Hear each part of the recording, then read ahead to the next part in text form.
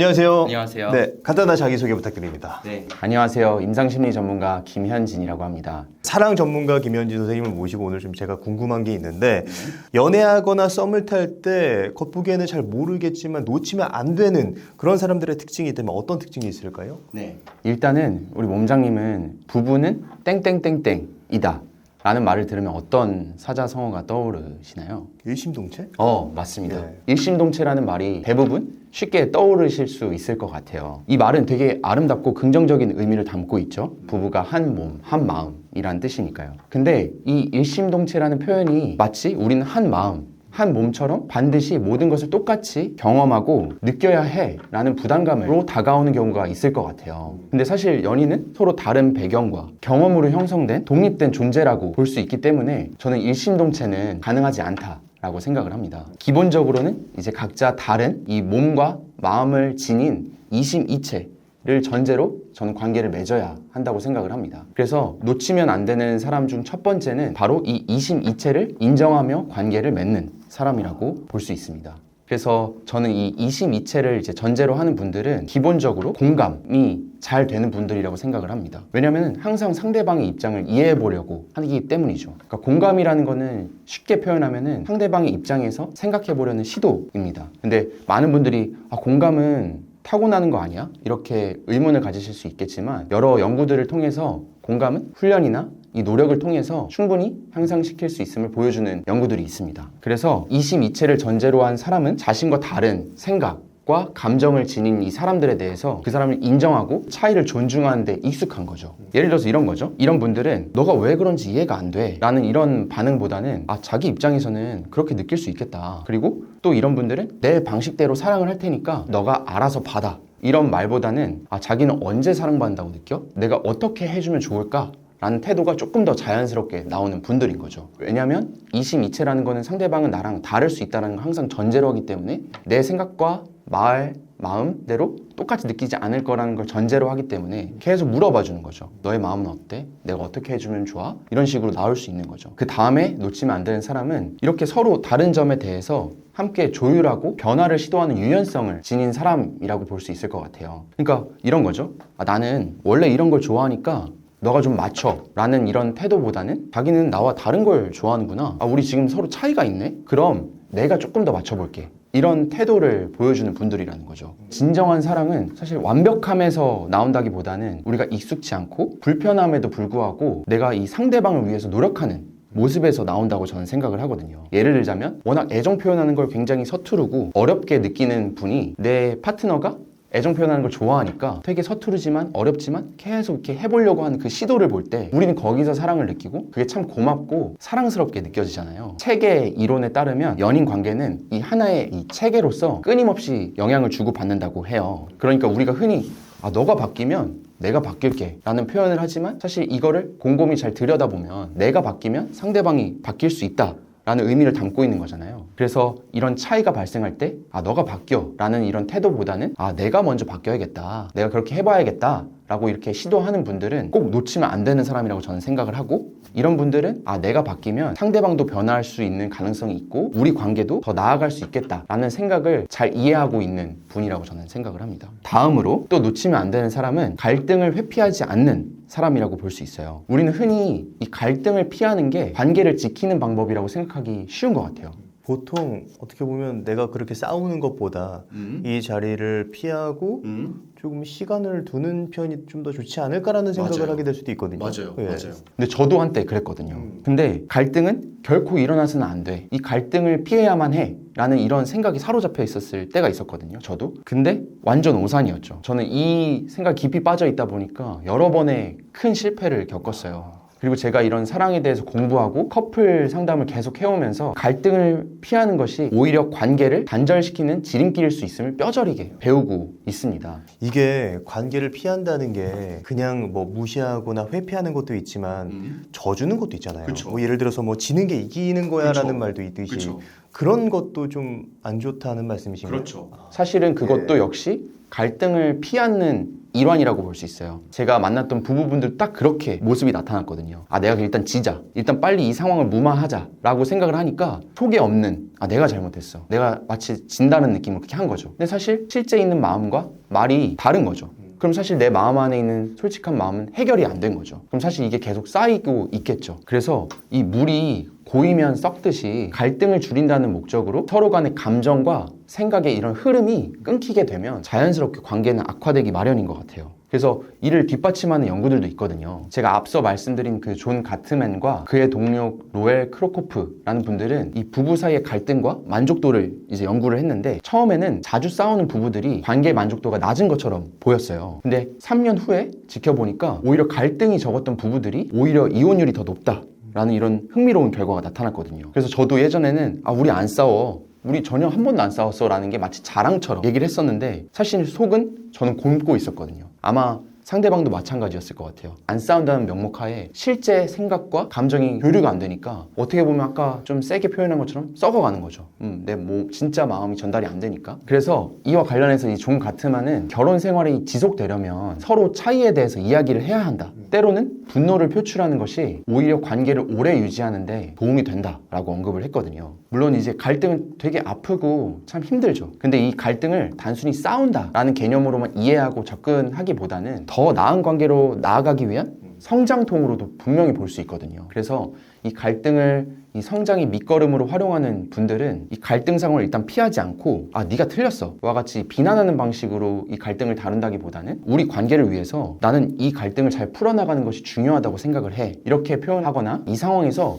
우리가 어떻게 함께 해결책을 찾을 수 있을까? 이런 좀 생산적인 질문을 던지는 사람들인 거죠. 그리고 그 다음은 놓치면 안 되는 사람은 바로 온쪽인 사람입니다. 이거는 이제 법륜 스님의 결혼 주례사 이런 책이 있는데 거기서 이렇게 표현을 하세요. 결혼은 반쪽과 반쪽이 만나는 게 아니라 온쪽과 온쪽이 만나야 한다. 라고 이렇게 말씀하셨거든요. 그래서 제가 이해한 온쪽인 사람은 혼자서도 충분히 잘 살아가는 사람이라고 저는 이해를 했거든요. 우리가 흔히 내 반쪽을 찾는다 라고 이제 표현을 하잖아요. 하지만 이 표현에는 내 부족함을 상대가 채워주길 바라는 그런 기대가 숨어 있을 수도 있는 거죠. 근데 반면 이 온쪽인 사람은 연인 관계에서 상대에게 불필요한 기대를 하지 않고 오히려 서로를 더 깊이 이해하고 도와줄 수 있다고 법륜 스님은 이제 말씀을 하셨어요. 그래서 물론 근데 연인 관계에서 서로 의지하고 도움을 주고받는 건 당연한 건데 제가 말씀드리고 싶은 포인트는 내가 해나가야 할 삶의 과제가 있는데 그거를 내 애인, 내 파트너가 대신 해주길 바라서는 안 된다는 거죠. 그거는 결코 건강한 관계 맺음은 아니라는 거죠. 그래서 이 온쪽과 온쪽이 만난다라는 이런 개념은 서로 의존하거나 기대야만 관계가 형성되는 관계가 아니라 각자 충만하고 충분히 행복한 상태에서 더 큰 행복을 같이 만들어 나간다는 이런 파트너십을 의미한다고 볼 수 있어요. 그래서 제가 좋아하는 표현으로 비유를 하자면 따로 또 같이 라고 표현해 볼 수 있을 것 같아요. 그래서 우리가 이 사람은 나 없으면 안 돼 라고 하는 이런 반쪽인 사람보다 이 사람은 내가 없어도 혼자서 충분히 잘 살아갈 수 있겠다 라는 온쪽인 사람이 바로 우리가 놓치면 안 되는 사람이라고 생각을 합니다. 마지막으로 이제 놓치면 안 되는 사람은 감사해야 할 줄 알고 미안해야 할 줄 아는 사람입니다. 이런 분들은 이제 일단은 고마움을 자주 표현할 거고 잘못했을 때는 미안함을 진심으로 전할 줄 아는 사람입니다. 물론 단순히 말만 하는 게 아니라 그 태도에서 진심이 느껴지게끔 하는 사람이죠. 근데 저도 그랬지만 되게 이 알량한 자존심 때문에 고마움과 미안함을 표현하지 않는 경우가 있는 것 같아요. 하지만 이 고마움과 미안함을 자주 표현하는 것은 상대방의 마음을 헤아리고 그들의 노력과 배려를 인정하는 중요한 태도라고 볼 수 있겠습니다. 그래서 저는 진심을 담은 이 고마움과 미안함이 끊임없이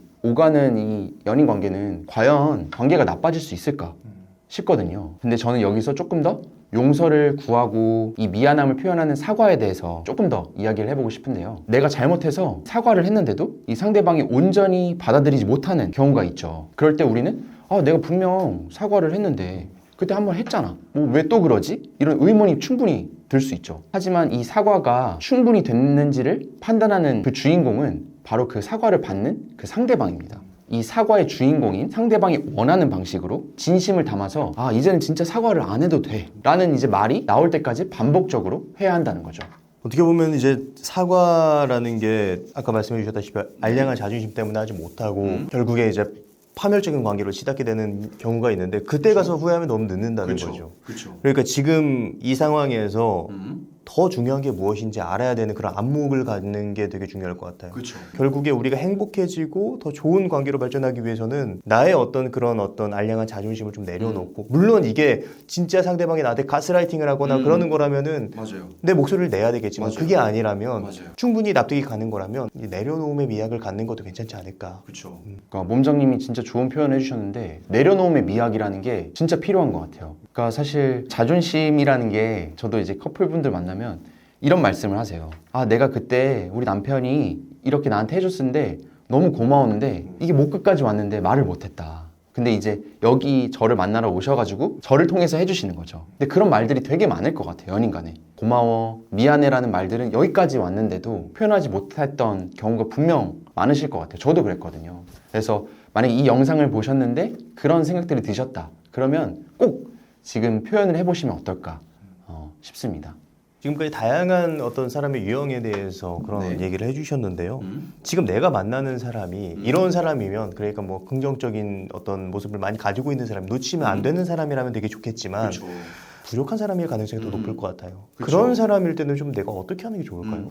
일단은 내가 상대방과 계속 만나고 싶은 마음이 있다라는 걸 전제하에 좀 말씀드리고 싶습니다. 첫 번째는 먼저 나의 기준을 점검하기입니다. 우리는 모두 부족한 존재잖아요. 저도 정말 부족한 존재인데 그러니까 누구에게나 부족함을 느낄 수 있을 것 같아요. 하지만 그 부족함이 정말 상대방의 문제인지 아니면 내가 너무 많은 기대를 하고 있는 건 아닌지 점검해 볼 필요는 있는 것 같아요. 또 상대방한테 느끼는 그 부족함이 정말 우리 관계에 중요한 것인지를 이제 살펴보는 거죠. 그래서 아, 내가 이 사람에게 바라는 게 정말로 필요한 부분일까? 라는 이런 질문은 우리 관계를 다시 바라보는 좋은 출발점이 될 수 있을 것 같아요. 그리고 두 번째는 공감과 이해가 먼저라는 것입니다. 앞서 이렇게 말씀드린 것처럼 내가 부족함을 느꼈다고 해서 상대를 내 마음대로 당장 바꾸려는 것은 좋지 않은 선택일 수 있죠. 오히려 상대방의 이런 상황과 감정을 공감하는 자세가 우선이 되어야 한다고 생각을 합니다. 내가 느낀 그 상대방의 그 부족함이 상대방 역시 스스로 인지하고 있고 그래서 불안해하고 있거나 고민하고 있는 부분일지도 모르니까요.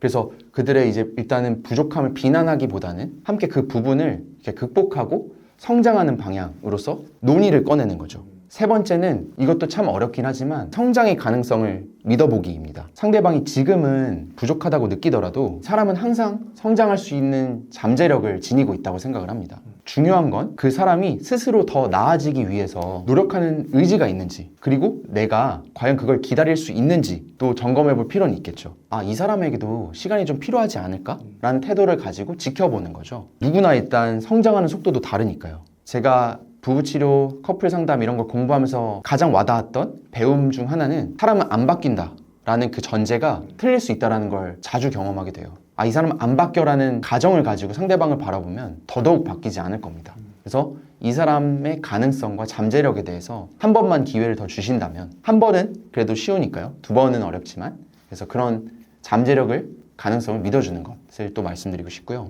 그리고 마지막으로는 이 솔직한 대화의 힘에 대해서 말씀드리고 싶어요. 만약 그 부족함이 우리 관계에 큰 문제를 일으키고 있다. 그러면 일단은 저는 아까도 말씀드렸지만 소통이 중요한 거죠. 근데 그 소통을 차분하고 좀 더 솔직하게 대화를 나누는 방향으로 이어져야 하겠죠. 그래서 아까도 말씀드렸던 것처럼 그런 대화를 나눌 때 중요한 건 내가 이 이야기를 꺼낼 때 아, 너가 부족해, 너가 문제야 라는 이런 접근보다는 그런 면에서 내가 이런 걸 느끼는데 이걸 어떻게 다뤄보면 좋을까? 어떻게 보면 논의를 던지는 거죠. 이런 상황인데 어떻게 할까? 라고 하면서 같이 얘기해보자라는 스탠스를 취하는 거죠. 그렇게 접근하면 내가 감정적으로 상처 주지 않으면서도 오히려 상대방이 아, 내가 그러면 좀 노력해야겠구나 라는 마음을 심어줄 수 있는 대화가 되는 거죠. 근데 결과적으로 이런 여러 가지 것들을 다 했는데도 잘 안 된다. 안 될 수 있잖아요. 계속 갈등이 생길 수 있고 그럴 때는 꼭 전문가의 도움을 꼭 받으셨으면 좋겠어요. 많은 부부분들께서 뭐 부부 상담, 뭐 부부 치료 이런 걸 받는다는 게 우리 관계는 문제예요 라는 거를 깔고 있는 반응이라고 표현이라고 생각을 하시는 것 같아요. 그렇지는 않거든요. 그러니까 우리 관계가 지금 이런 상태인데 더 나아지고 싶어요. 전 이 관계를 너무 소중해서 더 잘 만나고 싶어요. 이 마음이 담긴 행동이거든요. 그렇게 이해를 해주시면 좋지 않을까 싶습니다.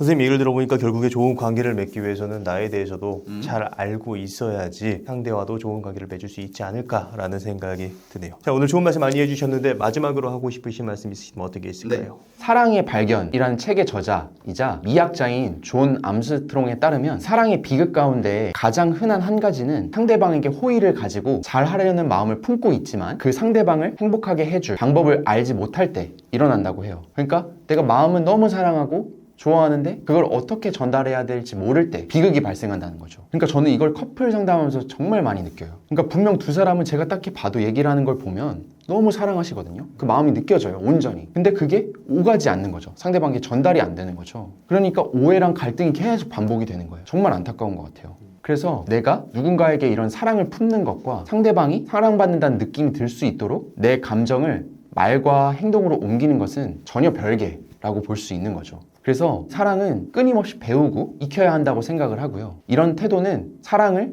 사랑해주는 태도라고 저는 표현해보고 싶어요. 오늘 이 말씀드린 놓치면 안 되는 사람들의 특성들 역시 제가 타고나야만 된다라는 맥락에서 가져온 내용들이 아니거든요. 노력을 통해서 내 태도의 전환을 통해서 충분히 달성 가능한 영역이거든요. 그래서 이 영상을 보시는 사랑을 사랑해주시는 여러분들 역시 지금처럼 이렇게 놀심과 같은 좋은 영상들 많이 보시면서 끊임없이 이렇게 배우려고 하고 노력하시는 분들이라면 오늘 말씀드린 이 놓치면 안 되는 사람이 충분히 되실 수 있다고 저는 생각을 합니다. 들어주셔서 감사합니다. 네, 오늘 김현진 임상심리사님을 모시고 연애할 때 놓치면 안 되는 사람들의 특징에 대한 이야기를 나눴습니다. 그럼 오늘의 심리학은 여기까지 하도록 하겠습니다. 좋은 말씀 해주셔서 감사합니다. 감사합니다. 감사합니다.